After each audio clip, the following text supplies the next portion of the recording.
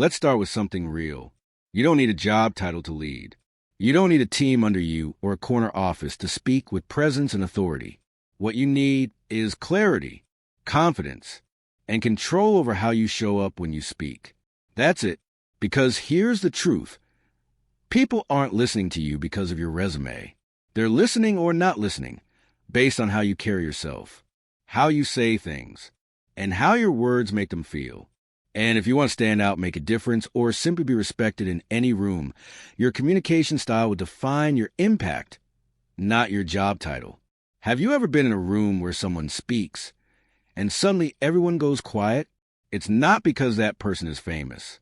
It's not because they shouted or dominated the space. It's because they've mastered presence. They've learned how to speak like a leader, even if they weren't introduced as one. That's the core idea of this entire journey. You don't have to wait to be promoted before you start speaking like a leader. In fact, speaking like a leader is what gets you promoted. It's what gets you heard. It's what gets you trusted. And more than that, it's what helps you become the person people naturally turn to when things go wrong, when big decisions need to be made, or when clarity is needed. Because leadership at its core is not about control. It's about influence. And influence starts with your voice. Not just the sound of it, but the strength behind it, the clarity, the calm, the confidence that says, I've got something to say, and it matters. Now, I know what you might be thinking. Maybe you've told yourself you're not the outgoing type, or that you're not a natural speaker. That's okay. Most great communicators didn't start out that way either. They learned, they practiced, and they shifted one important belief. They stopped telling themselves they needed to be a leader to sound like one. They flipped the script. They decided to speak like a leader first and let the rest follow. Think about that. What if you walked into every room, every meeting, every conversation, like someone worth listening to? What would change? I'll tell you, people would stop interrupting you. They'd look at you differently. You'd get clearer responses, more respect. You'd feel less overlooked and more understood. Your voice would stop blending in. It would start standing out. And no, this isn't about being loud or aggressive.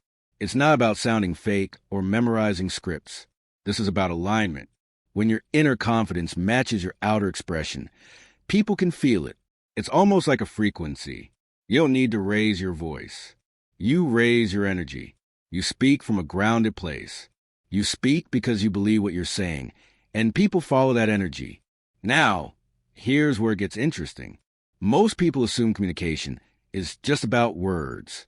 But the truth is, the words you say only account for a small part of your message. In fact, tone, body language, pacing, these play a much bigger role than you might think. And we're going to break all of that down in the chapters ahead. But for now, I want you to remember one thing. You are already someone worth listening to. You just might not be communicating like it yet, but you can, and that's what this journey is about. Let me share something personal here. Over the years, I've seen people with no formal leadership background walk into rooms and command respect, simply because they had trained themselves to speak clearly, to listen deeply, and to stay calm under pressure. I've also seen people with big titles completely lose their team's trust because they couldn't communicate with empathy, presence, or conviction. See, your ability to communicate doesn't just impact how you're perceived. It shapes what opportunities come your way. It determines who listens to you, who believes in you, and who decide to follow you, even without being told. So the big question is this. What story are you telling about yourself? Every time you open your mouth, because you are telling a story. Every time you speak, you're saying something about your confidence, your preparation, your mindset, and your presence. Even when you say nothing, your body language is speaking for you. You don't have to be perfect. That's not what this is about. But you do have to be intentional. You have to stop drifting through conversations, hoping people will take you seriously. You have to own your message. Whether you're speaking to your boss, your team, your friends, or a stranger, speak with intention, with clarity, and most of all, with belief in yourself. And if belief is hard right now, borrow it. Borrow it from this voice you're hearing right now. I believe you can learn to speak like a leader, even if you've never been called one, even if you've struggled to express yourself, even if you've stayed quiet too long. Leadership begins with voice, and voice begins with courage. The courage to say, I may not have the title, but I have something to say, and it's worth hearing. That courage builds confidence, and confidence, over time, becomes presence. So here's what I want you to take from this chapter. Speaking like a leader isn't about faking it.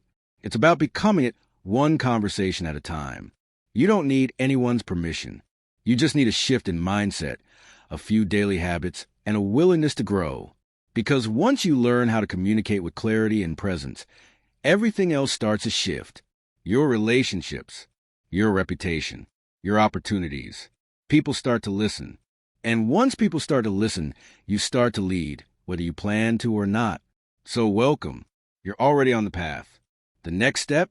Learning how to show up, speak up, and stand out like the leader you already are. Let's begin. Let me ask you something simple, but powerful. What do people feel when you enter a room? Not after you speak. Not after they get to know you. I mean the moment you show up. Before a single word leaves your mouth. What happens in those first 5 seconds? Here's the truth. People make up their minds about you faster than you think. Research shows it takes between 5 to 7 seconds for someone to form a first impression. That means most people are already deciding how seriously to take you, how much to trust you, and how much they should listen to you before you even speak. That's why presence matters. Presence isn't about being the loudest person in the room. It's about how you carry your energy, your focus, and your attention. It's what you transmit before you ever open your mouth. And there's a simple rule for mastering this. It's what I call the 5-second rule of presence. It goes like this. The moment you step into a space, physical or virtual, give yourself 5 seconds to settle your energy, align your posture, and claim your space like you belong there. 5 seconds. That's it. But in those 5 seconds, everything shifts. You stand tall, not stiff, but grounded. Your shoulders are relaxed. Your eyes are forward. You take a breath, slow, calm, intentional. You walk like someone who has something to say, not like someone hoping they don't get noticed. You're not performing. You're simply being clear in your energy. I belong here. Because when you enter a room like you belong there, people begin to treat you that way, even if they don't know who you are. Let's be honest. Most people shrink in the moments that matter most. They walk into meetings looking at the floor. They shuffle their steps. Their shoulders are tense. Their energy says, I'm not sure if I should be here. And guess what? That energy spreads. People pick up on it, even unconsciously. But the opposite is true, too. When your body language, your breathing, and your posture all say, I've got nothing to prove, and I'm still worth listening to, people feel it. That's presence. It's silent leadership. It's unspoken authority. And it starts in 5 seconds. Let me walk you through a quick scenario. You're walking into a room. Maybe it's an interview. Maybe it's a networking event. Maybe it's just a team meeting where you usually don't say much. Before you open the door, pause. Inhale through your nose. Roll your shoulders back. Stand tall but relaxed. Exhale slowly. Feel your feet on the ground. That's you anchoring your energy. Now walk in not fast, not slow, with purpose. Eyes forward, not scanning nervously. Just steady, like you've walked into hundreds of rooms like this before. You haven't said a single word, and already people are looking at you differently. That's the power of the 5-second rule. You see, presence doesn't come from talking more. It comes from owning your energy before you even speak. And here's a bonus. This works on Zoom too. When you join a virtual meeting, don't rush in clicking buttons or apologizing for your mic. Take 5 seconds. Sit upright. Look into the camera. Breathe. Bring calm. Because even through a screen, presence transmits. You might be wondering, is it really that simple? And my answer is, yes. Simple doesn't mean easy. It means it works, but only if you practice it. Because here's what most people do. They rehearse what they're going to say, but not how they're going to show up. And the way you show up shapes how your message is received. You could have the best ideas in the world. But if you come in with anxious energy, hunched shoulders, or scattered focus, your words get lost. People respond to energy first, language second. Now, let me be clear. This isn't about pretending to be someone you're not. It's about allowing your full presence to come through. Because confidence isn't built through ego or acting. It's built by practicing small moments of courage, like claiming those 5 seconds, again and again. You don't need to change your personality to have presence. You just need to train your state. You need to decide, in those 5 seconds, how you want to feel in that space. Calm, grounded, engaged, strong. Choose your energy, and then let your body and breath support that. So, what can you do starting today? Simple. Practice the 5-second rule 3 times a day. Once before you speak in a meeting, once before a phone call, once before a conversation that matters. Anchor your energy. Breathe. Stand or sit with intention. And enter like you belong there. Because you do. And here's something powerful to remember. You don't need to be perfectly prepared to be present. You just need to show up fully. And when you do that, people feel it. They respect it. And they respond. So before we dive into words, tone, and advanced speaking techniques, lock this in. Your presence sets the stage for your voice. And it all starts in the first 5 seconds. Own those 5 seconds, and you begin to own the room. Let's keep going. There's a reason the best leaders in the world often say the least. They're not quiet because they're shy. They're quiet because they're smart. They know the true power of communication isn't in speaking quickly. It's in speaking wisely. And the wisest voices often wait. Here's something you may not hear often. Leaders don't rush to be the first one heard. They listen first. They gather the room. They observe. And then, only when they fully absorb what's going on, they speak. And when they do, their words land like anchors, not noise. That's what this chapter is all about. The quiet power of listening first and speaking second. Let me tell you why this matters. Most people are in a hurry to prove something. They want to sound smart, or useful, or impressive. So they jump in fast, too fast, often before they've really understood what's being said. And when you do that, you might feel like you're contributing, but more often than not, you're creating clutter, not clarity. Real leadership isn't about proving yourself in every sentence. It's about holding space long enough to understand what's really going on, so that when you do speak, your words carry weight. There's a saying I love. When you listen carefully, people tell you everything. And it's true. When you listen with presence, not distracted, not just waiting for your turn, but really listening, people open up. They give you more than just words. They give you insights, emotions, intentions. And once you understand that, your response becomes 10 times more powerful. So, how do you listen like a leader? It starts with attention. Not the kind of attention where you're nodding while secretly planning what you'll say next. That's performative listening. I'm talking about real listening. Listening that doesn't need to interrupt. Listening that's patient. Curious. Calm. When you do that, something amazing happens. People begin to respect your silence just as much as your speech. You become someone who speaks with intention, not someone who speaks to fill the air. Let's break this down into something actionable. In your next conversation, resist the urge to jump in immediately. Let others talk. Let them finish. Pause. Breathe. Ask questions. Listen not just to their words, but to their body language, their tone, the silence between their thoughts. There's more meaning in the pause than in the noise. And then, when it's your turn to speak, you'll notice something strange. People listen more closely. Because you didn't rush. You waited. You gathered. You chose your words with care. And now, when you speak, people lean in. That's presence. That's leadership. Now, I want to address something that might be on your mind.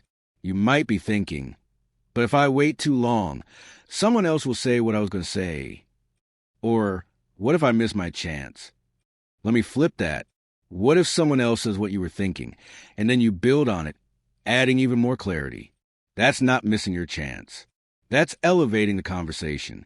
You don't need to compete to speak. You need to contribute something valuable when you do. And if your goal is to be respected, not just heard, patience is a superpower. In high-stakes rooms, the most respected voice is often the one that speaks last. because by then they've heard all the noise, filtered the nonsense, and distilled the truth. You can practice this in any setting. At work, in meetings, in group chats. Don't be the first to type. Don't be the first to raise your hand. Let things unfold. Let people reveal their ideas. And then enter with purpose. Speak when it helps, not just when it's your turn. And here's the magic. When you develop a habit of listening deeply before you speak, you start to speak with more precision. Your thoughts are clearer. Your tone is calmer. Your words are sharper. You're no longer reacting. You're responding. There's a big difference between the two. Reaction is emotional. It's fast. It's loud. Response is thoughtful. It's grounded. It's powerful. And that's what leaders do. They respond, not react. You'll also notice that by listening more, you start to ask better questions. And asking the right question at the right moment often has more impact than delivering the perfect answer. Because people don't remember who talked the most. They remember who understood the most. So let me leave you with this. Don't confuse volume with value. You don't need to speak more to lead more. You need to listen deeper, pause longer, and speak smarter. And you can start practicing that right now. Next time you walk into a conversation, try it. Listen first. Speak last. And when you speak, watch how every word lands differently. That's what leadership sounds like. Let's move forward. Let's talk about words. Not just any words. Your words. Because the truth is, not all words carry the same weight. Some words fill space. Others create impact. Some drain your power without you even realizing it. Others signal authority, clarity, and presence the moment you speak. And if you want to speak like a leader, even before anyone calls you one, you need to start paying attention to the language you use. Every day, every conversation, every sentence. Because here's what most people don't realize. Respect doesn't always come from what you say. It comes from how you say it. And your word choices are one of the fastest ways to shape how others perceive your confidence, competence, and credibility. So let's make this simple. You don't need to memorize a dictionary. You don't need to talk like a professor. But you do need to clean up weak language. You need to stop shrinking your message. Let me show you what I mean. Let's say someone asks for your opinion in a meeting, and you say, well, this might be a dumb idea, but... Or, I'm not sure if this makes sense, but maybe we could... Or even, I just think that maybe we should consider... All of those phrases... This might be dumb. I'm not sure. I just think maybe they weaken you. They make you sound uncertain, even when your idea is solid. Here's a rule. Stop softening your sentences just to sound polite. You can be respectful and still sound confident. So instead of, I just think we could try this idea, say, here's what I recommend. Or, here's a direction I believe we should consider. See the difference? You're not bossy. You're clear, you're calm, and your words signal that you've thought about what you're saying and you believe in it. Let's go deeper. Words like just, maybe, hopefully, I'm no expert, but sort of, kind of. These are all examples of what I call confidence leaks. They make your ideas feel smaller. They tell your audience you're not quite sure about what you're saying, even if you are. So here's a challenge for you. For the next 24 hours, start noticing how often you use softeners. Catch yourself when you say things like, I'm sorry, but when there's nothing to apologize for. Or, I could be wrong, but when you're trying to contribute something helpful. Leadership language isn't about being perfect. It's about being intentional. Now, let's flip the script. What kind of phrases do command respect? Here are a few powerful ones. Here's what I see. This is what I recommend. Let's break this down. What are the possible outcomes? Based on what I know right now, these aren't aggressive. They're grounded. They create structure. They show that you've thought critically. And most importantly, they don't beg for approval. They invite engagement. And here's another shift. Replace filler with focus. You don't need to say 3 paragraphs when one clear sentence would do. In fact, the more concise your language, the more people lean in. They trust that you're not just talking, you're communicating. Big difference. Now, one more point, because this one matters. Avoid disclaimers. If you start every sentence with, I don't know if this is right, Or, this is probably wrong, but you're training people to tune you out. Even if your idea is genius, they've already decided it's not worth hearing because you told them not to take it seriously. Stop doing that to yourself. Speak as if your voice matters, because it does. And if you make a mistake, so what? You correct it. That's leadership too. Real leaders speak with clarity, not because they're always right, but because they're willing to be wrong without losing their voice. Let me say that again. You can speak with authority without being inflexible. You can speak with confidence without pretending to know everything. You can say, I don't know, in a way that still earns trust. Here's how. Instead of saying, I have no idea, say, that's a good question. I don't have the answer yet, but I'll look into it.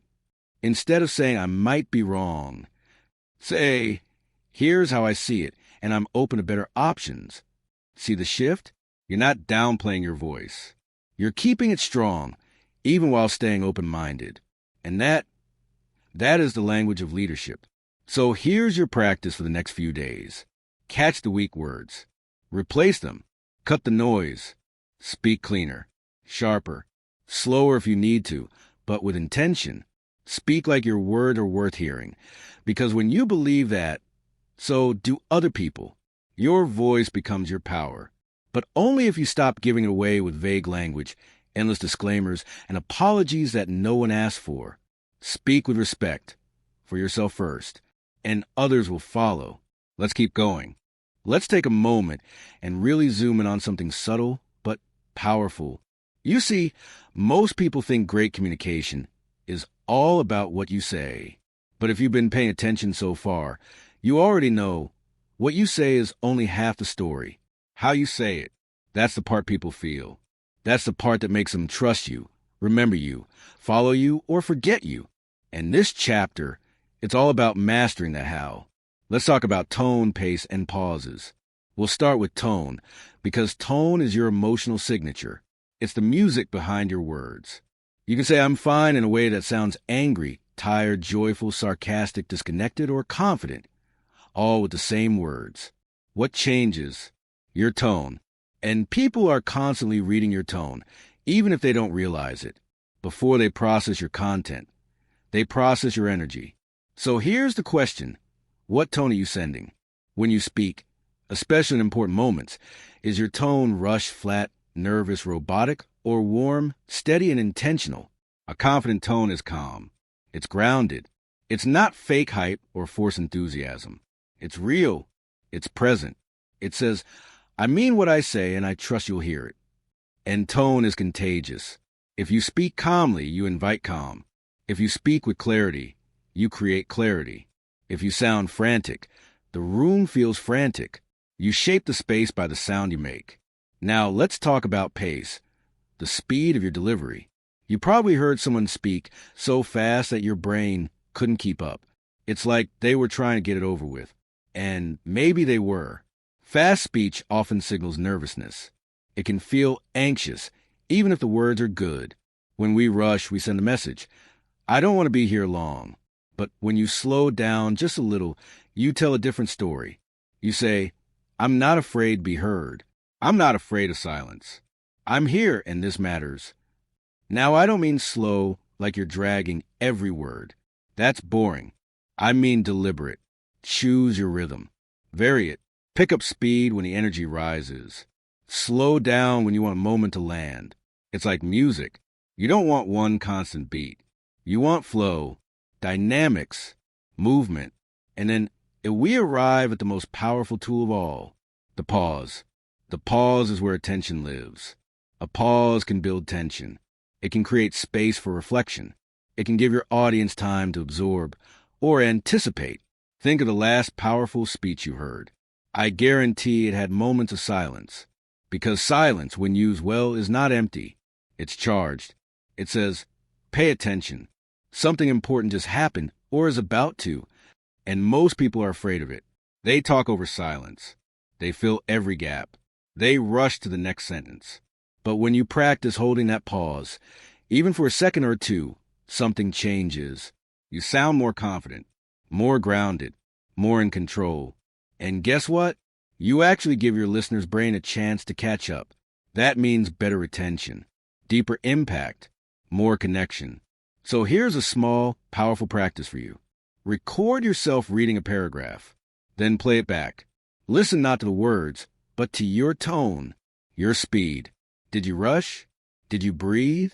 Did you pause? And then read it again. This time, slower, more calmly. Leave room for silence after important lines. Speak like you're letting each idea settle into the mind of your listener, not dumping it all at once. Here's another trick. When you finish a key sentence, don't rush to fill the air. Let it breathe. Trust that the silence is doing work for you. It's counterintuitive, but it's real. The less you say in a rush, the more people remember. Tone, pace, pauses. Master these, and your voice becomes something more than just sound. It becomes presence. It becomes leadership.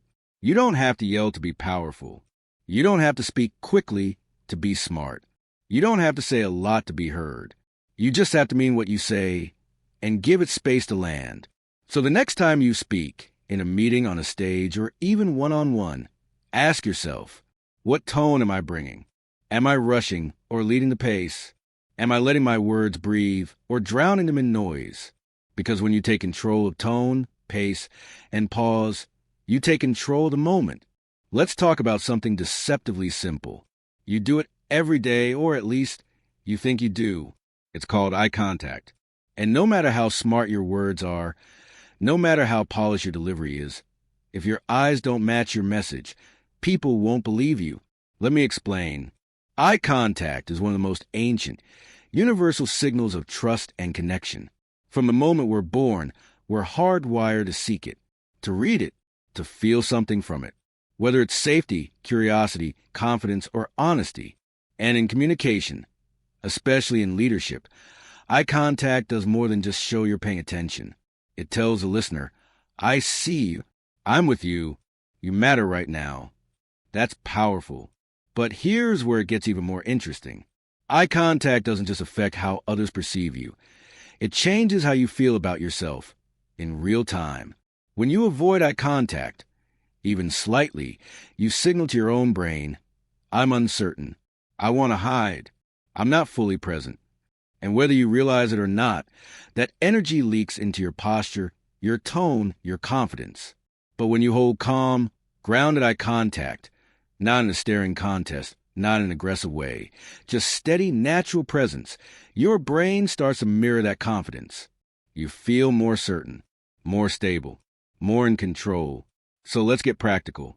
What does powerful eye contact actually look like? It's not about locking eyes for 60 minutes straight. That's intense. It's about connection, not control. Here's a simple framework. Make eye contact in complete thoughts.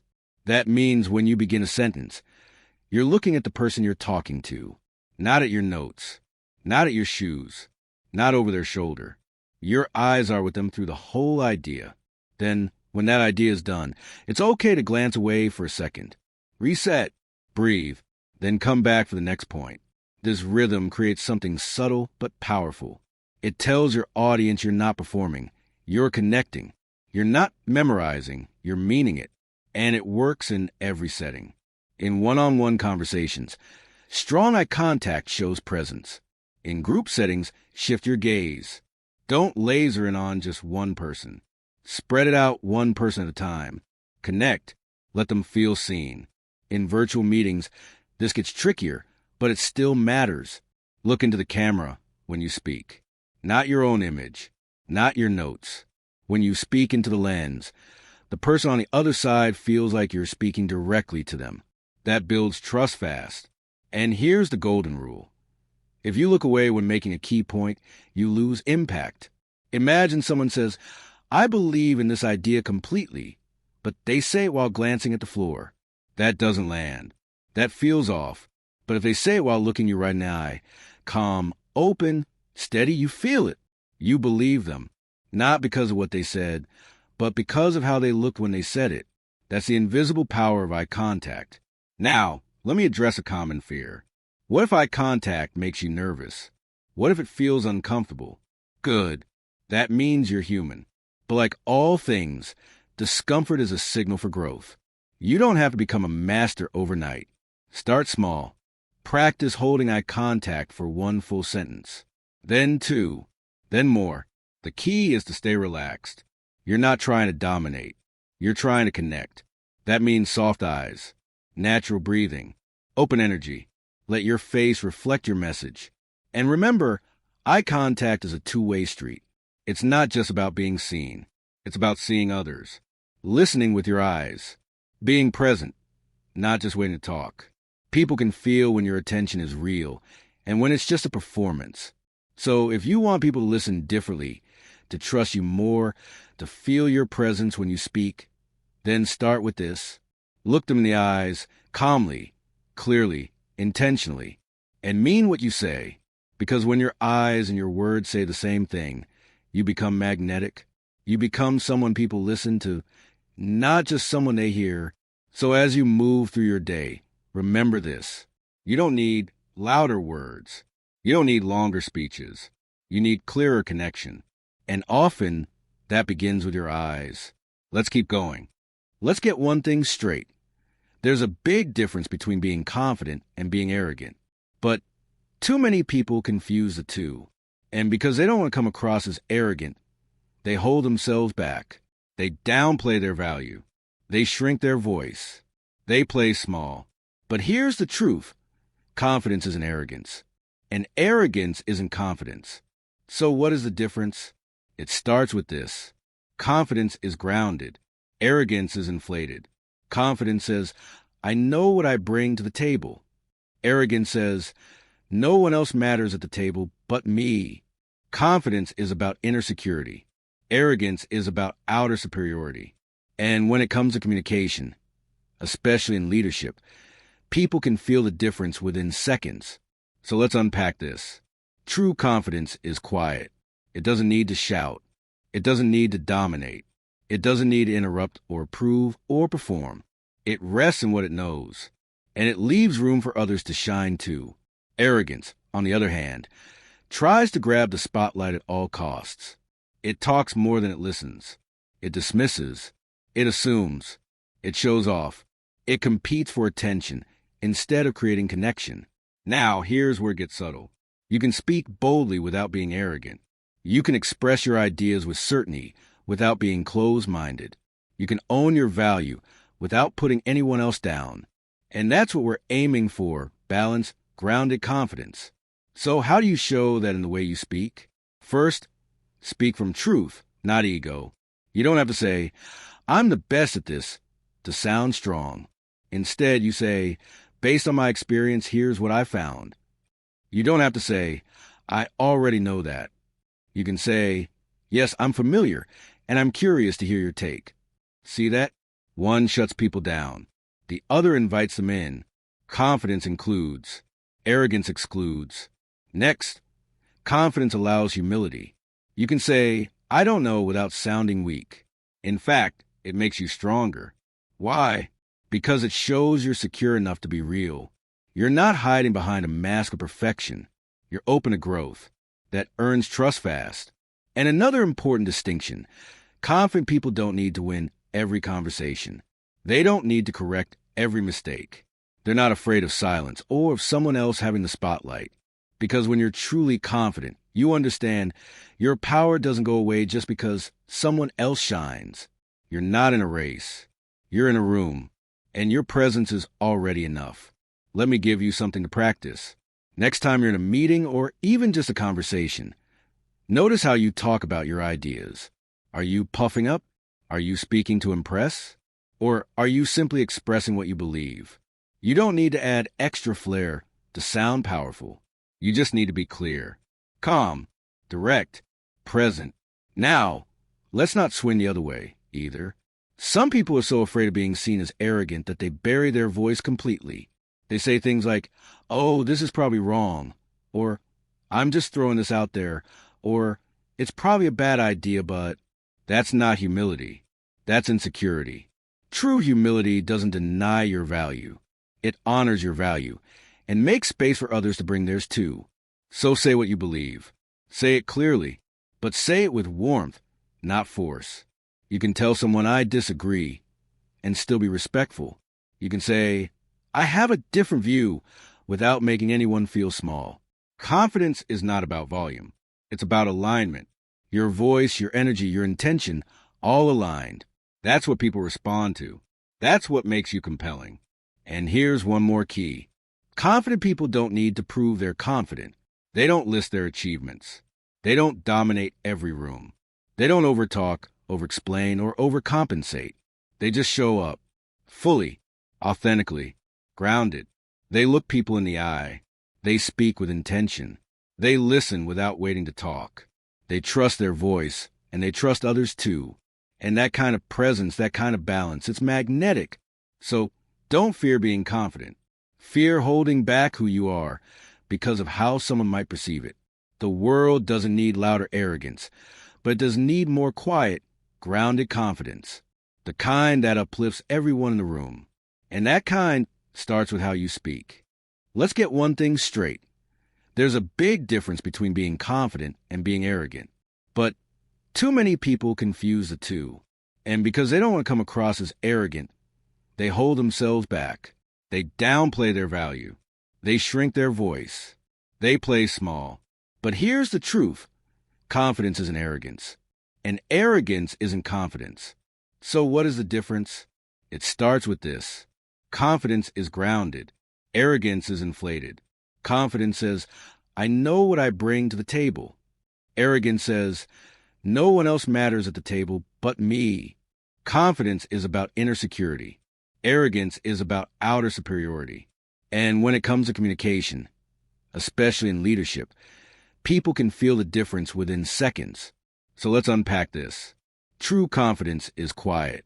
It doesn't need to shout. It doesn't need to dominate. It doesn't need to interrupt or prove or perform. It rests in what it knows. And it leaves room for others to shine too. Arrogance, on the other hand, tries to grab the spotlight at all costs.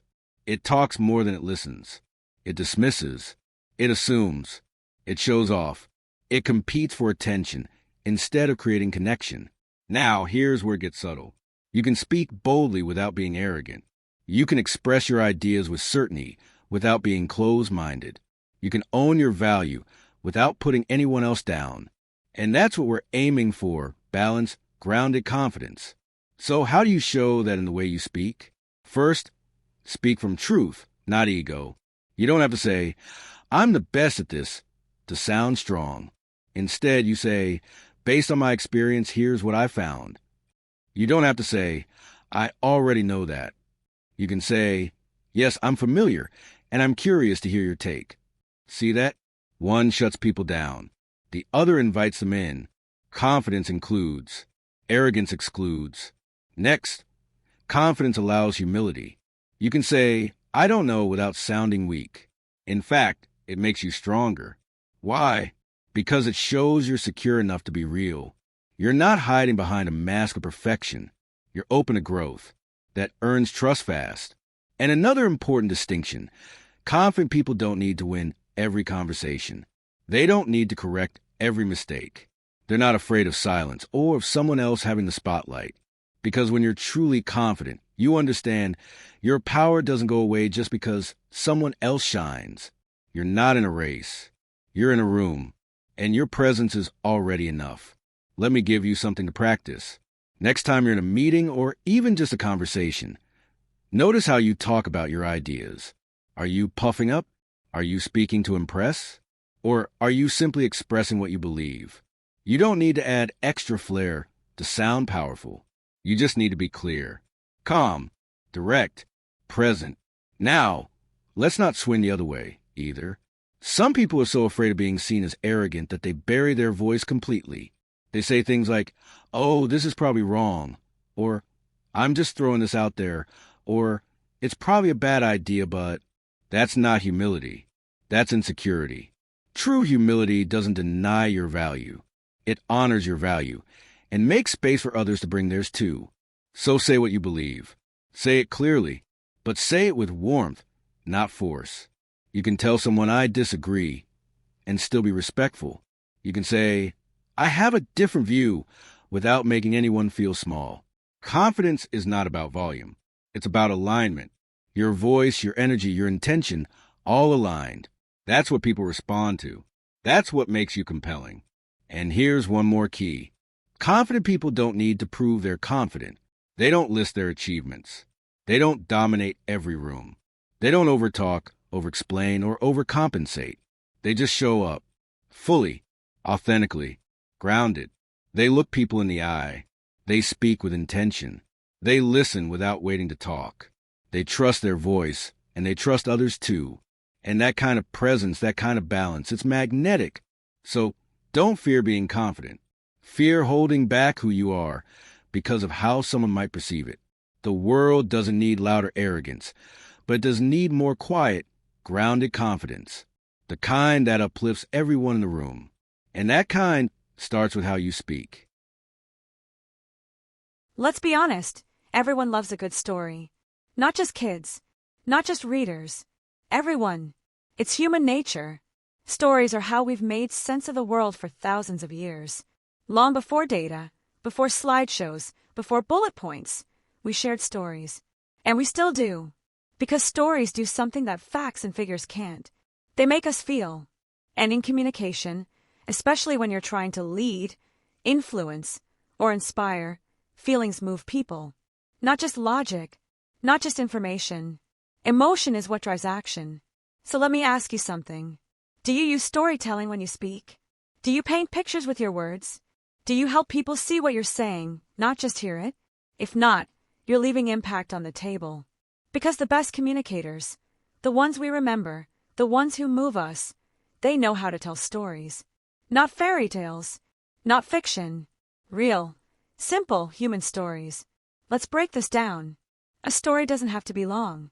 It doesn't need special effects. It just needs a few key ingredients. First, a clear moment in time. Not a vague idea. Not, I once felt nervous. But, I remember standing outside the interview room, palms sweaty, heart racing, thinking, why am I doing this? See the difference? Specificity brings the listener into your experience. Second, a human emotion. Fear, joy, doubt, excitement, embarrassment, hope. That's what people connect to. Not the... Let's be honest. Everyone loves a good story. Not just kids. Not just readers.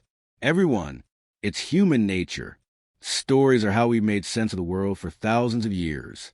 Long before data, before slideshows, before bullet points, we shared stories. And we still do, because stories do something that facts and figures can't. They make us feel. And in communication, especially when you're trying to lead, influence, or inspire, feelings move people. Not just logic. Not just information. Emotion is what drives action. So let me ask you something. Do you use storytelling when you speak? Do you paint pictures with your words?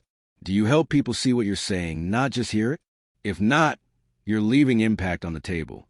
Because the best communicators, the ones we remember, the ones who move us, they know how to tell stories. Not fairy tales. Not fiction. Real, simple, human stories. Let's break this down. A story doesn't have to be long. It doesn't need special effects. It just needs a few key ingredients. First, a clear moment in time. Not a vague idea. Not, I once felt nervous. But, I remember standing outside the interview room, palms sweaty, heart racing, thinking, why am I doing this? See the difference? Specificity brings a listener into your experience. Second, a human emotion, fear, joy, doubt, excitement, embarrassment, hope. That's what people connect to, not the situation itself, but the feeling inside it. And third, a takeaway. What changed? What did you realize? What lesson came out of that moment? Even if it's simple. You don't need to say, the moral of the story is just show the shift. People are smart. They'll feel the point. Now, here's why this matters. When you share stories, people remember you. They don't just remember the idea. They remember how you made them feel. Let's say you're giving a presentation at work. You could say, customer experience is important. Let's prioritize it. Or you could say, Last week, I got a call from a frustrated customer who'd been transferred to 5 different reps. She wasn't angry. She was tired. And in that moment, I realized this isn't just about systems. It's about dignity. Now which one lands deeper? That second one. Because it's not just a claim, it's a moment. Storytelling puts a face to the issue, a feeling to the concept. And that's what moves people to care and to act. But here's the part most people forget. You don't need dramatic stories. You don't need near-death experiences or massive wins. Sometimes, the most powerful stories are the small, quiet ones, the ones that feel real, human, honest, like a moment of doubt before stepping into a room, a hard conversation that changed how you see yourself, a failure that turned into a better path, a mentor who said something you still carry today. Simple, true, and full of meaning. That's all a story needs to be. And when you tell it with vulnerability, when you let people see the human behind the speaker, that's when connection happens. Because people don't trust perfection. They trust authenticity. So here's your challenge. Think of one moment in your life that changed how you think. It could be personal. It could be professional. Doesn't matter. Now try telling that moment out loud in under 2 minutes. Don't worry about being polished. Just be present. What happened? How did you feel? What shifted? That's your story. That's your power. Because here's the secret. Every one of us has stories worth sharing. It's not about being a performer. It's about being real. And if you speak with honesty, with emotion, with presence, people will listen. So the next time you want to make a point, don't just state the idea. Tell the moment you lived it. That's how you stop being a speaker and start becoming a voice people remember. Let's talk about something you don't say, but everyone hears. Something that walks in before your words. Something that lingers after you leave. It's not your pitch deck. It's not your resume. It's not even your voice. It's your energy. The energy you bring into a room communicates more than your words ever will. People feel it before you open your mouth, before you shake hands, before you sit down. And here's the truth. You are always communicating something. Even in silence, you're sending a signal.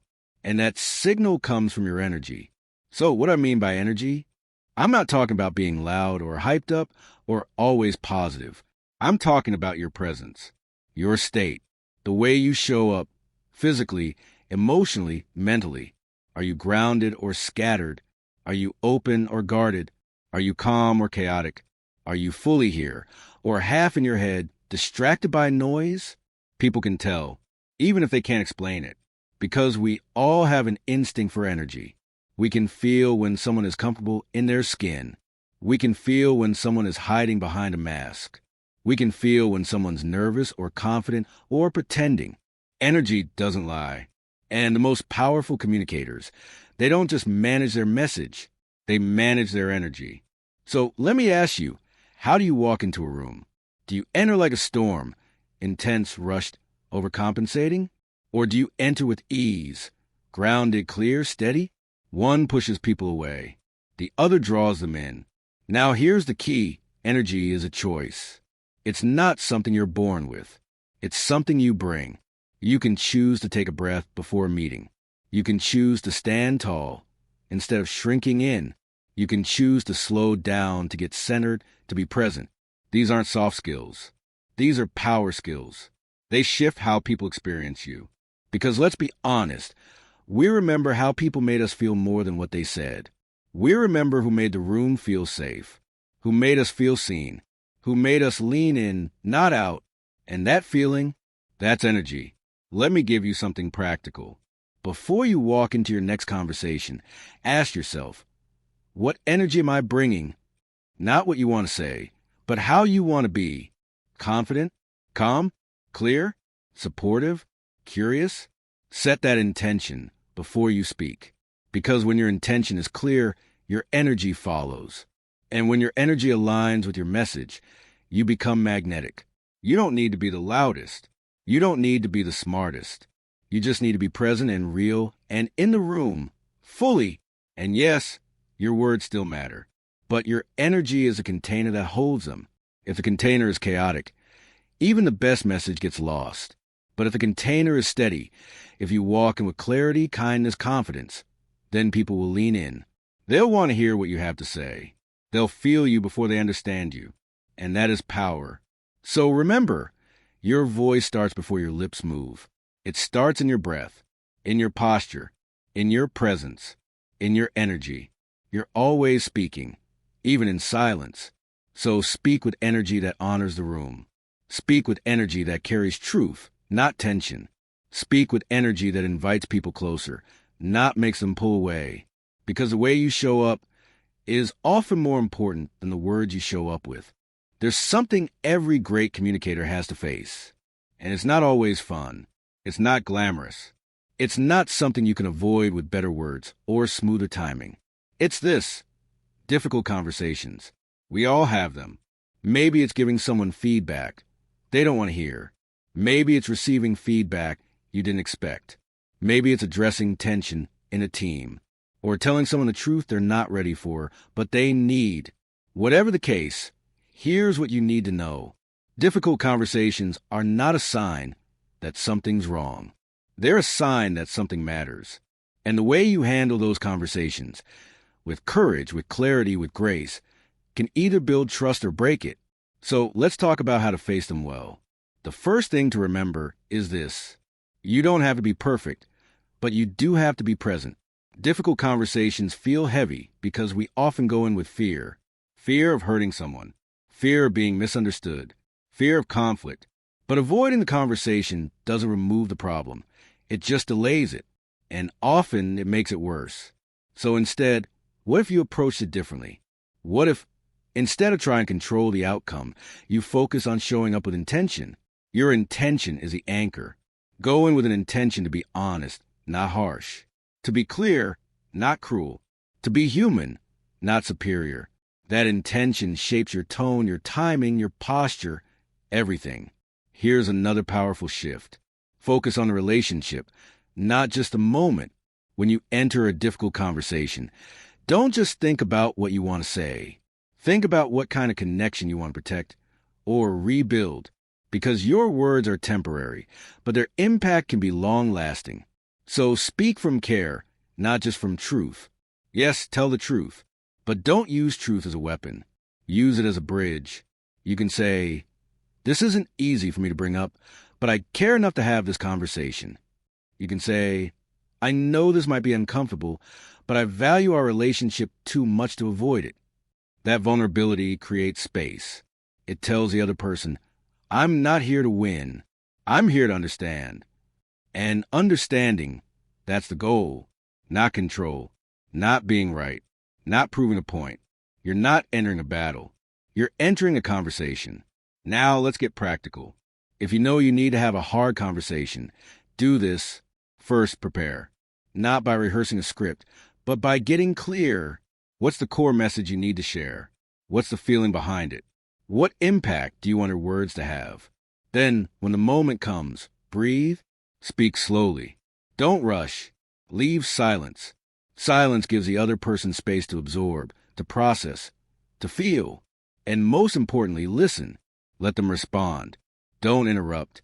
Don't get defensive. If they get emotional, let them. Your job isn't to fix their feelings. Your job is to stay grounded in yours. And if you don't know what to say, it's okay to say that. You can say, "I'm not sure I'm saying this the right way, but I'm trying." That honesty is disarming. It shows your heart, not just your message. And remember, not every difficult conversation ends with smiles. That's not the goal. The goal is respect, clarity, care. You might not agree at the end, but if you've shown up with honesty and grace, you've done your part. And that builds something deeper, trust, because people don't trust perfection. They trust people who are willing to have the hard conversations without losing their humanity. So the next time you feel that tension, that discomfort, that little voice saying, "You should probably talk about this," don't run. Lean in. Speak with intention. Lead with care. Stand on truth, not ego. That's what it means to communicate like a leader. Not just when it's easy, but especially when it's hard. There comes a moment, and you probably felt it before, where the room gets quiet, where the pressure rises, where all eyes are on you and you have a choice to make, to speak up or stay silent. And in that moment, everything tightens. Your throat, your stomach, your breath. It's a high-stakes moment. Maybe it's a big meeting. Maybe it's a public stage. Maybe it's a conversation that could change your future or someone else's. And in that moment, your voice suddenly feels heavy, like it has weight, like it carries risk. But here's what I want to remind you. Your voice is not fragile. Your voice is powerful. Yes, the stakes may be high, but so is the reason you were given a voice in the first place. Not to play small, not to always stay safe, but to speak when it matters. So let's talk about what to do when you're in one of those moments. First, and this is important, you don't have to be fearless to speak up. That's a myth. Most people who speak up in high-stakes situations still feel fear. Their heart still races. Their palms still sweat. But they choose courage over comfort. They don't wait for the fear to go away. They move forward with it. And that's what bravery really is, not the absence of fear, but the refusal to be controlled by it. So, when the stakes are high, start by acknowledging your fear and then decide to speak anyway. You don't have to be perfect. You just have to be present. Next, ground yourself in truth. When you speak from ego, it shows. But when you speak from something deeper, from clarity, from purpose, from conviction, people feel that. So before you say a word, get quiet. Ask yourself, what really matters here? What's the truth I want to stand for? What will I regret not saying? Let your truth lead you, because when your words come from alignment, not just opinion, they carry a different weight. They land. Here's another key. Breathe before you speak. It sounds simple, but it's powerful. In high-stakes moments, people tend to rush. Their voice speeds up. Their sentences tumble out. And in the rush, the message loses impact. So pause. Take a beat. Let the silence be your ally. Then speak slowly, clearly, intentionally. Remember, confidence isn't in how fast you talk. It's in how grounded you sound. And even more than that, it's in how much you believe what you're saying. Because people can sense it. They might not remember every word, but they'll remember your energy. They'll remember that you stood for something, that you showed up, that you spoke when it counted. Now, one more thing.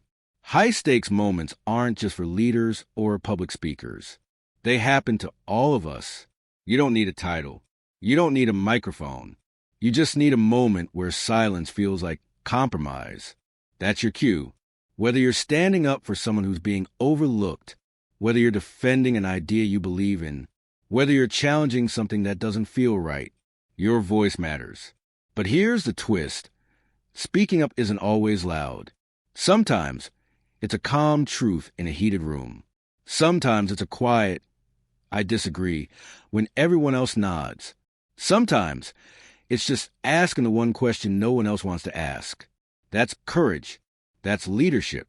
And the more you do it, the more you practice speaking in the moments that matter, the more your voice becomes a tool, not a threat. You learn to trust it. You learn to use it wisely. You learn to own it. Because in high-stakes moments, the real power is not in controlling the outcome. It's in choosing to show up fully anyway. So speak up, not because it's easy, but because it's right.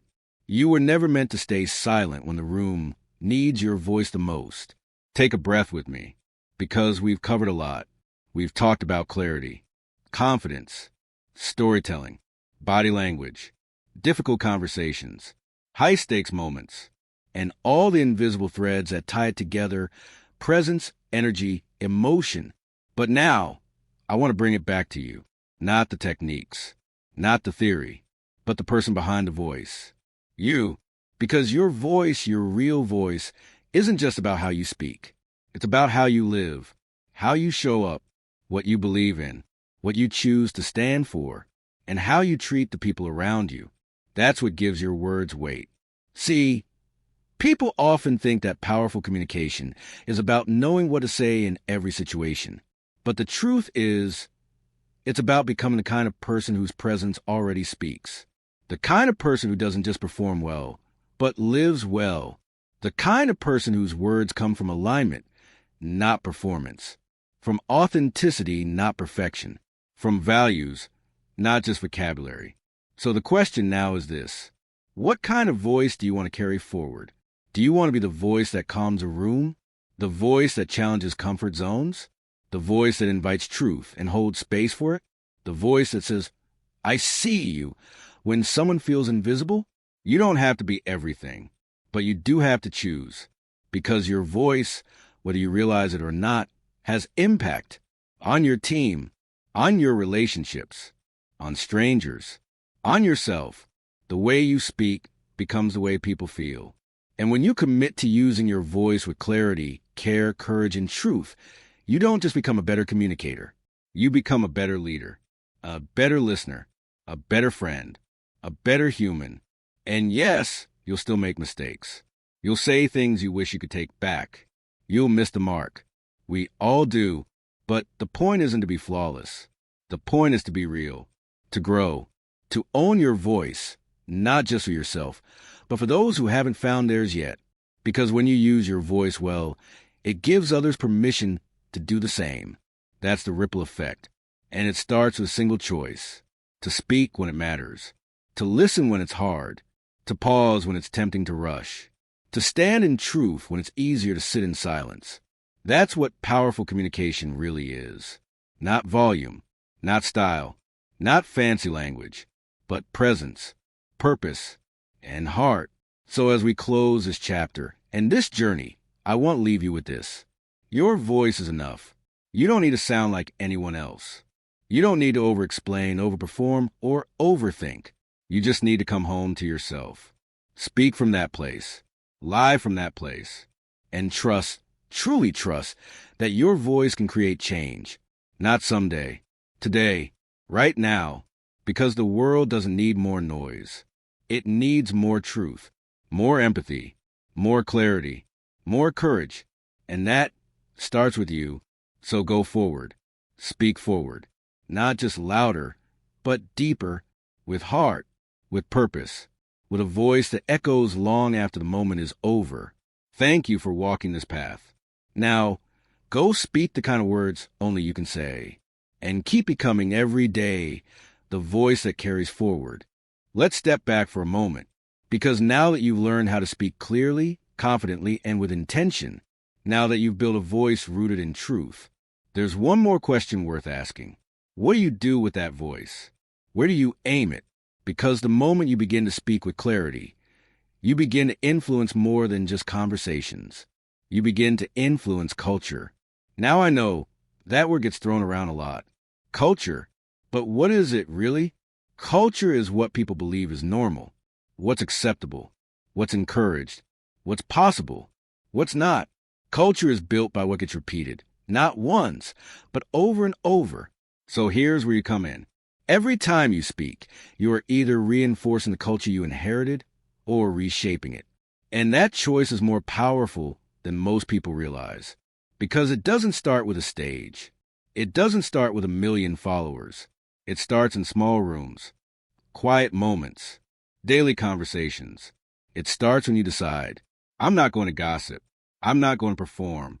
I'm not going to stay silent when something's off. I'm going to speak up, even when it's not popular. That's how culture changes.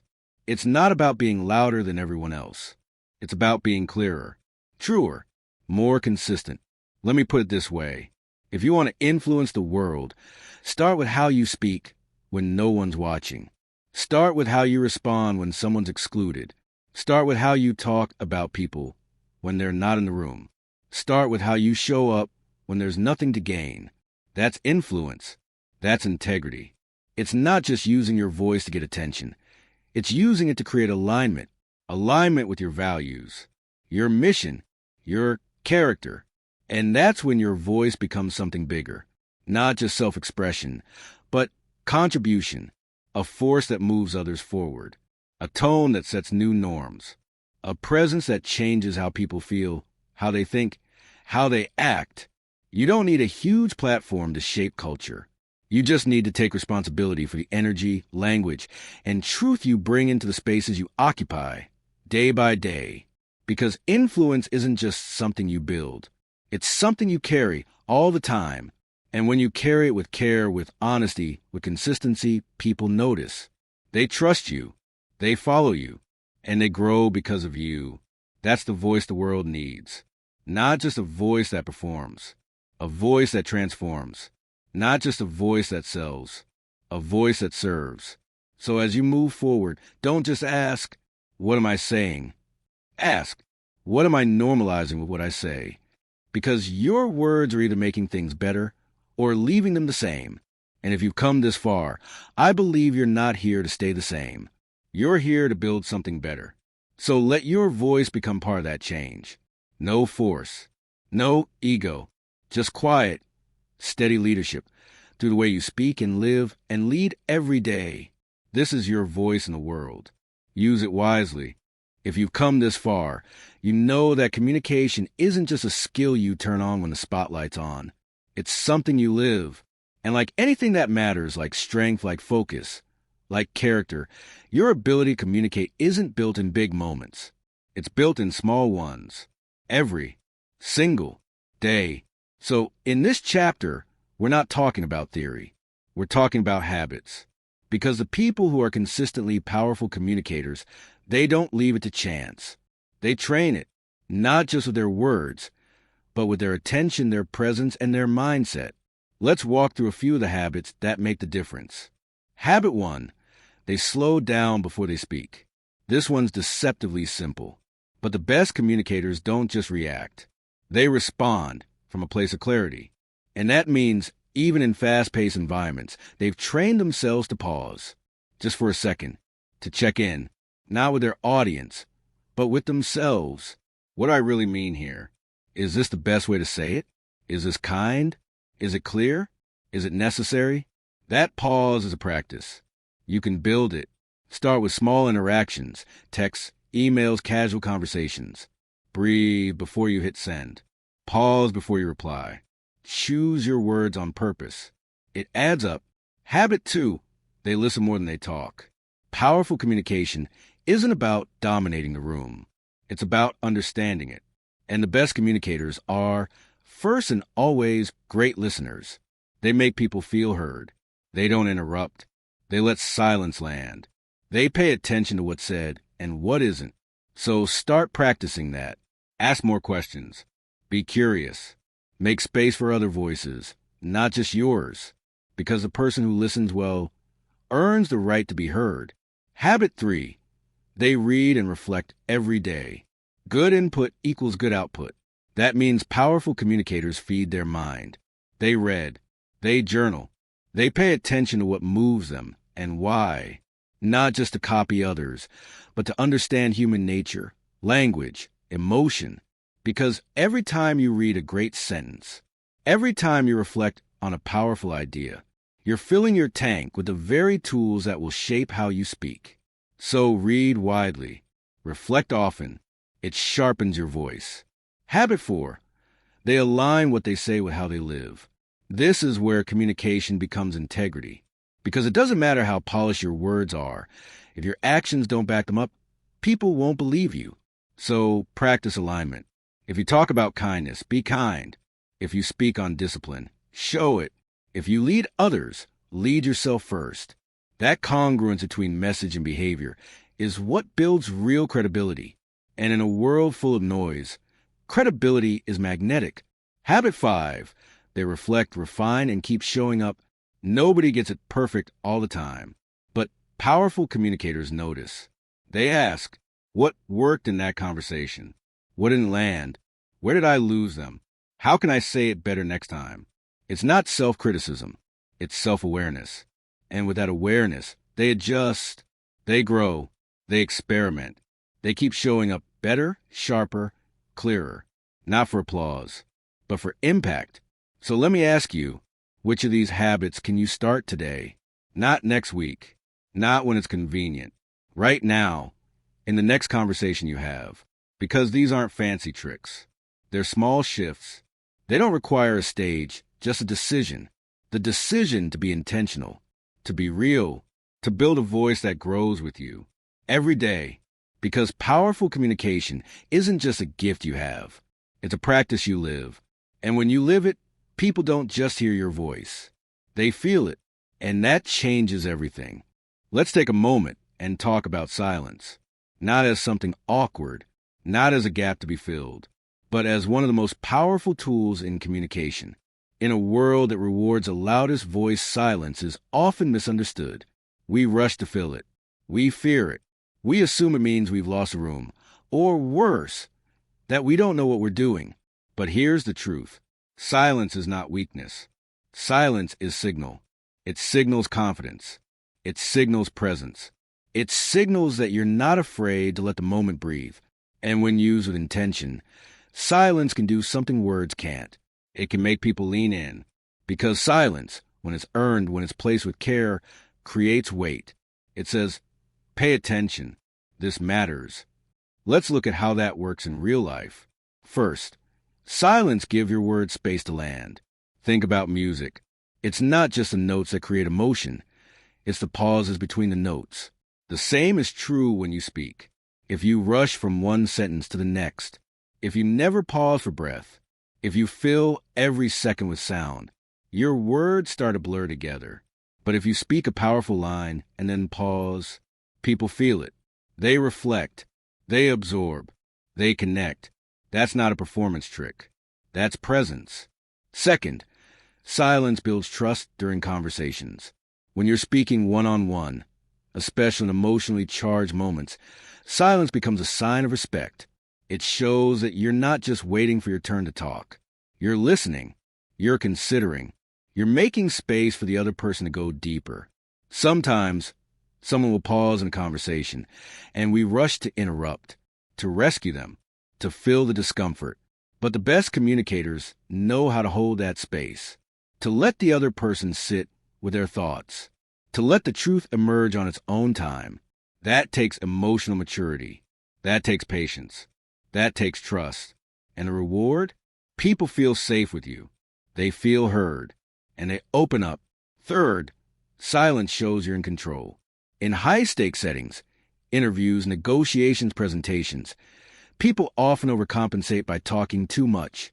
But the person who can pause, the person who can stay calm while others scramble, that's the person who controls the energy in the room. A well-placed silence says, I'm not afraid of your reaction. I've made my point. I trust the weight of what I said. And when you project that kind of quiet confidence, people follow because they sense, even without words, that you're grounded. Lastly, silence connects you to yourself. Before we speak, before we perform, before we persuade, there's a question to ask. Am I speaking from reaction, or am I speaking from truth? That answer usually lives in silence. So take a moment, check in, get clear, because when you learn to be comfortable with your own silence, you start to speak from a deeper place, not from insecurity, not from performance, but from presence. And that's where real communication begins. So here's the invitation. Don't rush to fill every space. Don't confuse noise with impact. Don't fear the pause. Use it. Use silence to listen, to connect, to emphasize, to respect, to lead. Because sometimes the most powerful thing you can say is nothing at all. There's a feeling many of us know well. You walk into a room, and everyone else seems more experienced, more qualified, more confident, more established. You look around and think, maybe I shouldn't speak up yet. Maybe I need to earn more stripes. Maybe I'm not ready to have a voice in this room. Let me pause right here and say something clearly. You belong in the room, not later, not after 5 more years of experience, not when someone gives you permission. Now, your voice matters, even from the back row. And in some ways, that's where the strongest voices are built. Because when you don't have titles to rely on, when you don't have status or rank, you learn to build credibility from something deeper. Clarity, presence, value. Let's talk about how to do that. First, speak from curiosity, not from ego. When you're new, you don't have to act like you know everything. And in fact, trying to sound smart often backfires. But asking sharp, thoughtful questions, that's a superpower. Because curiosity does 2 things. It shows you're engaged, and it shifts attention from you to value. People respect someone who's paying attention, someone who wants to understand, not just impress. So when you're in a room full of experience, don't try to out-talk them, out-listen them. Then ask the one question no one else thought of. That's how you get noticed, without forcing it. Second, know your edge. Just because you're newer doesn't mean you have nothing to offer. You have perspective. You have lived experience. You have insight that others might overlook, simply because they've been in the game too long to see it freshly. So get clear. Where do you bring a unique lens? What do you notice that others might miss? What do you care about that this room needs to remember? Find that edge and speak from there. You don't have to say everything.